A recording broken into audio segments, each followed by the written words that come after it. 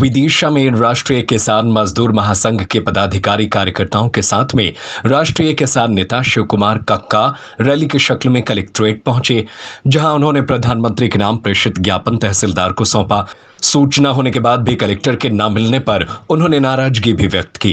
उन्होंने ज्ञापन के जरिए दिल्ली में कुछ समय पूर्व काले कानून को लेकर किए गए आंदोलन के दौरान शहीद हुए किसानों के परिवारों को मुआवजा देने, सरकारी नौकरी दिलाने के साथ 5 अलग अलग बिंदुओं पर हुए समझौते को पूरा करने की मांग की। इसके अलावा सबसे प्रमुख सोयाबीन की फसल पर 6,000 प्रति क्विंटल समर्थन मूल्य तय करने की मांग की है। उन्होंने अन्य किसान संगठनों का भी आभार प्रकट किया कि वह किसानों की आवाज को मिलाकर उन्हें पूरा करने में जुटे। प्रेस के साथियों को बहुत बहुत नमस्कार, धन्यवाद। यहाँ का प्रेस किसानों को बहुत सहयोग करता है, उसके लिए आपको बहुत बहुत साधुवाद।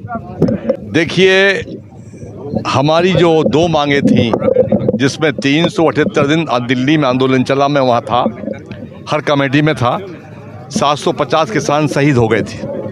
तो उसमें 3 काले कानून सरकार ने रद्द कर दिए थे और 5 बिंदुओं पर हमारी सहमति बनी थी कि 750 किसान शहीद हुए हैं, उनको मुआवजा है, सर्विस से नौकरी है। वो इसमें एक मांग है कि जो आपने 5 बिंदुओं पर लिख के दिया था मोदी जी ने, उनको पालन किया जाए, नंबर 1। नंबर 2, हमारी मांग जो रह गई थी वो थी C2+50। स्वामीनाथन आयोग की रिपोर्ट के हिसाब से सोयाबीन और तमाम चीज़ों के फसलों के दाम तय किए जाएं। तो सोयाबीन का दाम अगर C250 से सरकार देती है तो 11,000 रुपये प्रति क्विंटल उसका रेट बनता है C250 के हिसाब से। हमारे किसान तो केवल 6,000 मांग रहे हैं, क्योंकि समर्थन मूल्य जो इनका है ये C250 के हिसाब से नहीं है, ये तो सामान्य समर्थन मूल्य है, मिनिमम सपोर्ट प्राइस, यानी कम से कम मूल्य ये हो सकता है, वो हमको सरकार दे रही है। तो हमारे किसान जो कह रहे हैं कि कम से कम 6,000 दीजिए। और C2+50 की लड़ाई हमारी अभी जारी है, आंदोलन चल रहा है पंजाब बॉर्डर पर, आगे उसको गति मिलेगी, दिल्ली भी कूच करेंगे, पर जब तक नहीं मिलता है तब तक हमको कम से कम सोयाबीन 6,000 रुपया का रेट दिया जाए। एक दूसरा, ये जो अधिकारी बैठ के कलेक्ट्रेट सचिवालय में निर्णय कर लेते हैं कि खरीदी हम इस तारीख से करेंगे और इस तारीख से रजिस्ट्रेशन शुरू होगा, तो अधिकारियों को इस बात का ज्ञान नहीं है कि मालवा में 25 सितंबर से सोयाबीन बाज़ार में आ जाता है। आप 25 अक्टूबर से हमारा करोगे खरीदी, तो 1 महीने में जो गरीब किसान है वो अपना माल बेच देगा औने पौने दाम में।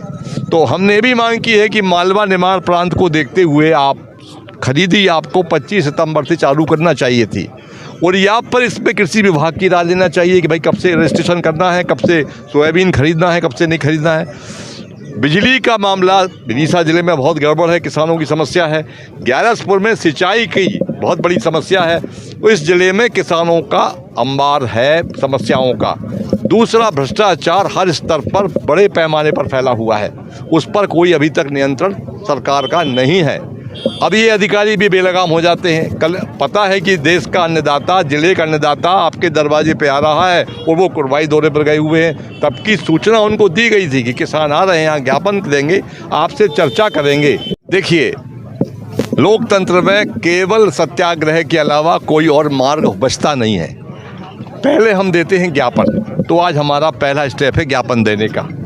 ज्ञापन के बाद में फिर धरना होगा, प्रदर्शन होगा। आगामी कार्यक्रम हमारे जितने भी किसान संगठन के लोग हैं, अन्य संगठनों के भी लोग हैं, वो सभी आदरणीय हैं, सभी सम्मानीय हैं, सभी किसानों की समस्याओं को लेकर लड़ रहे हैं। उन सबका हम बहुत बहुत साधुवाद करते हैं। आगे कार्यक्रम हमारा धरने का प्रारंभ होगा, उसकी शेड्यूल्ड कार्यक्रम हमारे लाखन सिंह जी मीणा हैं, हमारे नेता हैं यहाँ के, वो बैठ के तय करेंगे कि कब कार्यक्रम क्या होगा। जो महासंघ है उसके तत्वाधान में एक रैली आयोजित कर जिला प्रशासन को एक ज्ञापन सौंपा गया। इसमें मुख्य रूप से किसानों को जो आने वाली विभिन्न समस्याएं हैं उन मुद्दों को उठाया गया था, जिसमें मुख्य रूप से जो MSP का निर्धारण किया जाना है, सोयाबीन की जो फसल क्षति है और खाद की आपूर्ति को लेकर उनकी जो चिंताएं थी वो इस ज्ञापन के माध्यम से उठाई गई हैं। इसमें अधिकांश बिंदुओं पे शासन के द्वारा पूर्व से ही क्रिया की जा रही है और इनमें से अधिकांश समस्याओं का जो भी समुचित निराकरण है वो शासन स्तर से किया जा रहा है।